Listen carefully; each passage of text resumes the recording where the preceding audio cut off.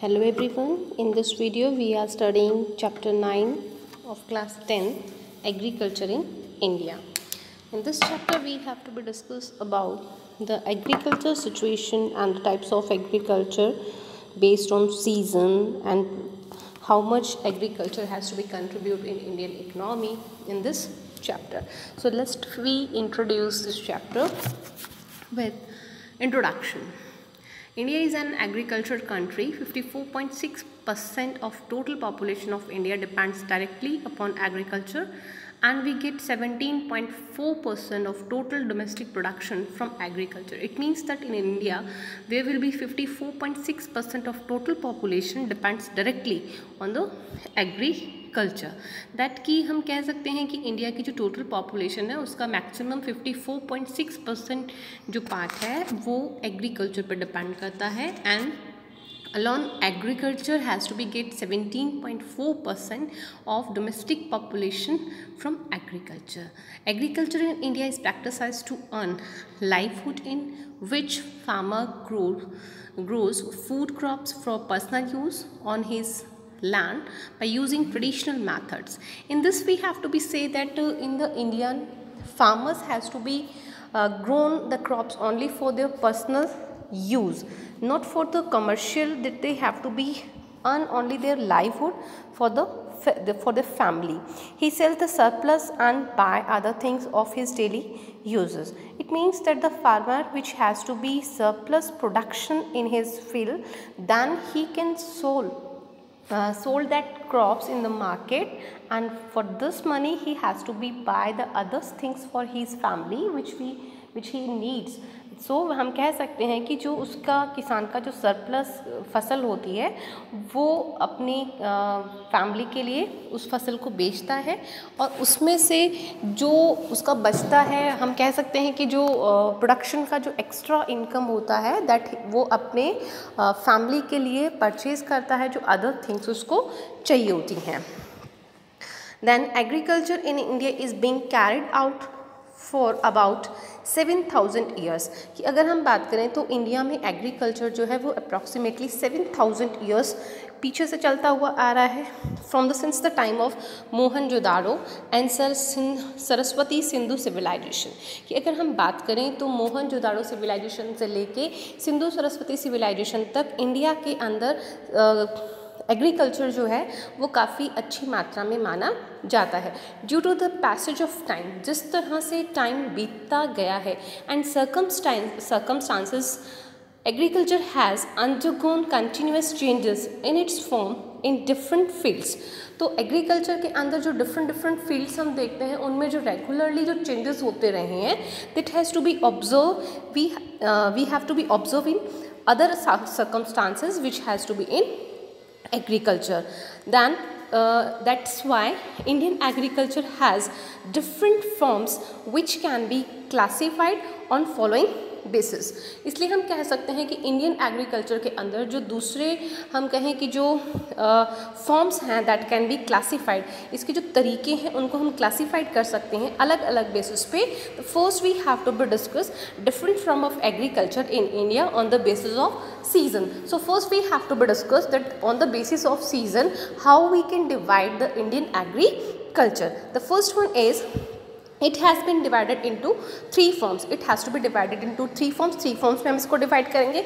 The first one is kharif crop, then second is rabi crop, and the third one is zaid crop. So first we have to be discuss the kharif crop. Kharif crops which are shown in the June, July and harvested in the month of October and November. So students, the crops that has to be grown, or we can say that has to be shown in the month of June and July, जिन फसलों को जून और जुलाई में लगाया जाता है और उनकी harvesting हम कह सकते हैं कि जिनकी कटाई जो है अक्टूबर और नवंबर में होती है, that are coming in the kharif crop. Just like the examples rice, maize, millet, groundnut, moong, urad, sugarcane, soybean, etc. These are the crops that has to be coming in kharif crop. Are some of the major crops of this season. These are the example of some major examples of the crops that has to be shown in kharif season. These crops depends on monsoon, because as we all know that Indian agriculture has to totally depend on the monsoon, because there will be less of facilities of irrigation in India. That's why we can say that Indian agriculture has to be totally depend on monsoon. The second is Rabi crop.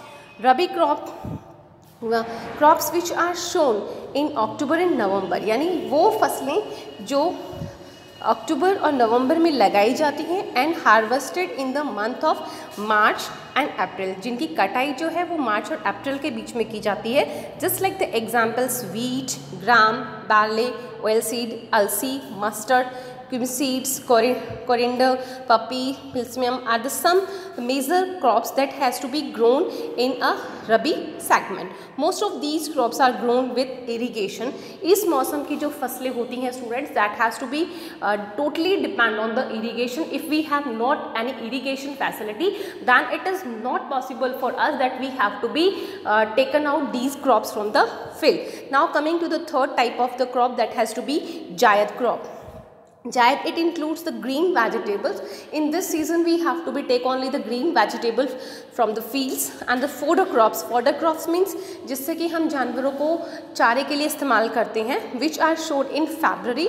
ये फरवरी में उगाया जाता है and harvested in the month of June and July. Watermelon, groundnut, these are, we can say कि जो water से related जितने भी fruits होते हैं, that has to be grown in the season. We can say that watermelon, muskmelon and the other cucumber, all these vegetables we can say, and the fodder food has to be grown in this season, that has to be coming in the Zaid crop. Now student, on the basis of the use of agriculture principles in the India, the first is food crops. कि अगर हम बात करें कि agriculture को हम principles किस basis के हिसाब से हम डिवाइड करते हैं, तो इसमें फर्स्ट ऑफ ऑल आता है फूड क्रॉप्स, कि हम जो फसल उगाते हैं उनका हमें उगाने का जो उद्देश्य है वो क्या होता है, वो है आपका first of all we can say food crops. Food crops crops which are used for eating food like rice, maize, jowar, millet, bajra and pulses. कि इसके अंदर हम उन क्रॉप्स को लेते हैं जो हमें फूड के लिए हम यूज़ करते हैं, जिनका मेन पर्पस जो है वो हमें खाने के लिए हम इस्तेमाल करते हैं. The second word is commercial crops. Crops which are used for the commercial purpose. कि उन क्रॉप्स को जब हम कमर्शियल पर्पस के लिए उगाते हैं, यानी हमारा पर्पस जो होता है वो मेनली उनसे पैसा कमाना होता है, or as a raw material for the industry, या हम कह सकते हैं कि उनका इस्तेमाल हम इंडस्ट्रीज़ में रॉ मटेरियल के लिए करते हैं. And that is also show the main purpose is only commercial. They are also known as the cash crops. Commercial crops को हम कैश क्रॉप भी कहते हैं, because in this the main aim of the farmer is to earn only profit, and he wants to take more and more profit from his crops. Then the crops which has to be included in it, that are sugarcane, cotton, jute, tobacco and oilseed. These are the cash crop, and only the farmer has to be grown it only for his personal profit, so he can be earn more and more money in his life, and he will take, or we can say that he can raise up his living standard. Third is plantation crop. Plantation crops का मतलब होता है जो पौधा रोपण के through हम इन फसल को उगाते हैं. These crops are grown in the plantation and are used as a drinks and for the industries purpose like tea, rubber, cinchona, spices etcetera. Plantation crops के अंदर हम मोस्टली जो है मसालों को बोलते हैं, या चाय या कॉफ़ी के लिए हम बात करते हैं. इसके अंदर मोस्टली जो ड्रिंकिंग जो हम कह सकते हैं कि जो पदार्थ होते हैं, पेय पदार्थ जो होते हैं, उनकी खेती इसके अंदर की जाती है. दैन फोर्थ है इसमें आपका gardening crops. Gardening crops means the includes fruits and vegetable, because in the gardening crops we have to be include the fruits and vegetables. Then major crops of India. Students, in this topic we have to be discuss that how many major crops has to be grown in India. So first we have to be discuss about the wheat. कि India के अंदर जो गेहूं है वो कहाँ कहाँ पे पाया जाता है, उसके लिए जो अप्रॉक्सीमेटली जो टेम्परेचर होता है, रेन होता है, सॉइल होती है, वो किस तरह की चाहिए होती है, we have to be discuss. तो First point has to be wheat.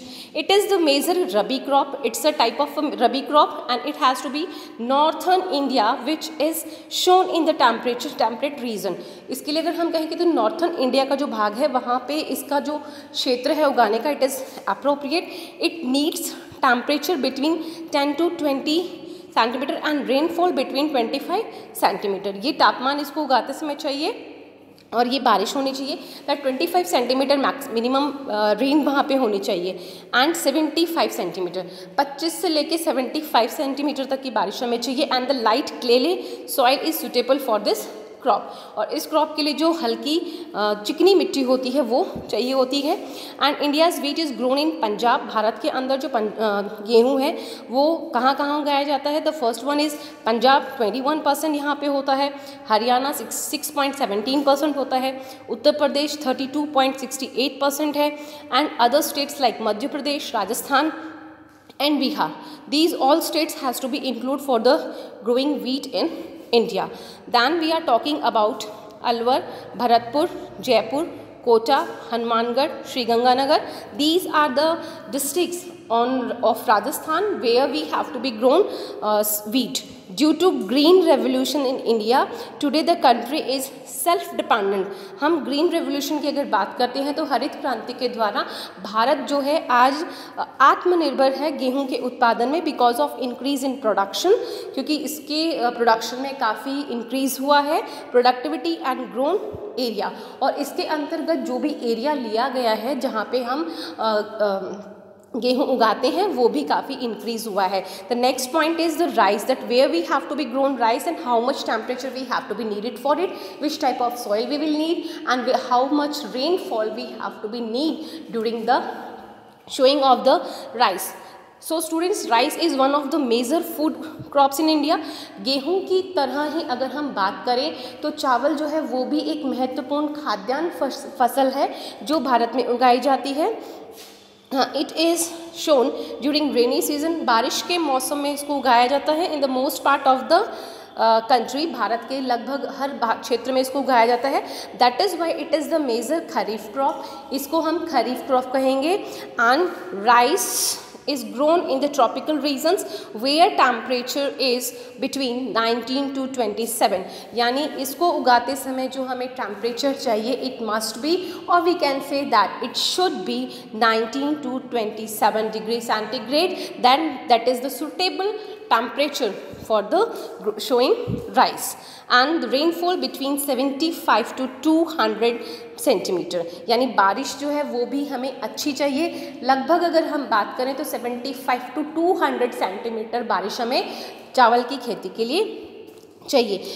Clay and एल्वेल soil, इसके लिए अंदर हम बात करें तो चिकनी और जो एल्वेल सॉइल होती है, एल्वेल सॉइल हम कहेंगे कि जो नदी के द्वारा जो सेडिमेंट्स लाए जाते हैं, अवसाद लाए जाते हैं, तो जो कांप मिट्टी मोस्टली हम इसको कहते हैं नियर द रिवर बेसिन्स. यहाँ पे आपको दिया भी हुआ है कि वो सॉइल जो हमें रिवर बेसिन्स नदियों के किनारे जो मिलती है उसका हम इसको उगाने के लिए अच्छे से इस्तेमाल कर सकते हैं. Rice in India is grown for the whole year. Rice जो है वो इंडिया में पूरे साल भर उगाया जाता है अकॉर्डिंग टू द सीजन्स. यानी जहाँ पे जिस तरह का सीज़न होता है, जिस तरह का टेम्परेचर इसको चाहिए, अगर वैसा टेम्परेचर वहाँ पे अवेलेबल है then we have to be grown up rice on that particular region. Than these 3 crops of rice are grown in the year. 3 तरह के चावल जो हैं वो हमारे देश में मोस्टली उगाए जाते हैं during the monsoon, during the winter and during the summer. यानी तीनों तरह के जो चावल हैं वो मौसम के ऊपर डिपेंड करते हैं कि मानसून सीजन में भी चावल उगाया जाता है, विंटर में भी उगाया जाता है and in the summer season also. Students 80% production of rice is produce during the monsoon. कि मानसून सीजन जो होता है 86% जो हमारे राइस का प्रोडक्शन है वो वहाँ पे किया जाता है. That is why it has been keeped under kharif crop. और यही कारण है कि इस फसल को हम खरीफ क्रॉप के अंदर या खरीफ की फसल के अंदर हम इसको अटेम्प्ट करते हैं.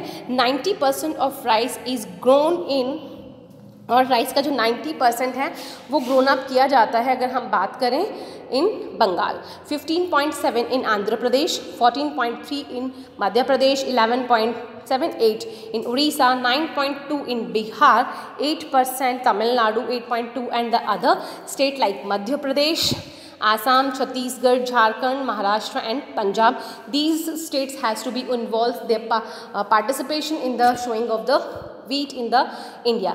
Rice in Rajasthan is shown. Rajasthan के अंदर भी चावल की खेती की जाती है. कहाँ पे की जाती है? Ganganagar, Hanumangarh, Kota and under irrigation in the Bundi is a small quantity, यानी बूंदी के अंदर भी इसकी खेती की जाती है जहाँ पे कम मात्रा में पानी अवेलेबल है. India is the second largest country in rice production after China. China के बाद अगर हम बात करें तो इंडिया जो है वो चावल में सबसे दूसरे नंबर पे आने वाला देश है इंडिया के अंदर. तो आज के लिए इतना ही. Thank you so much.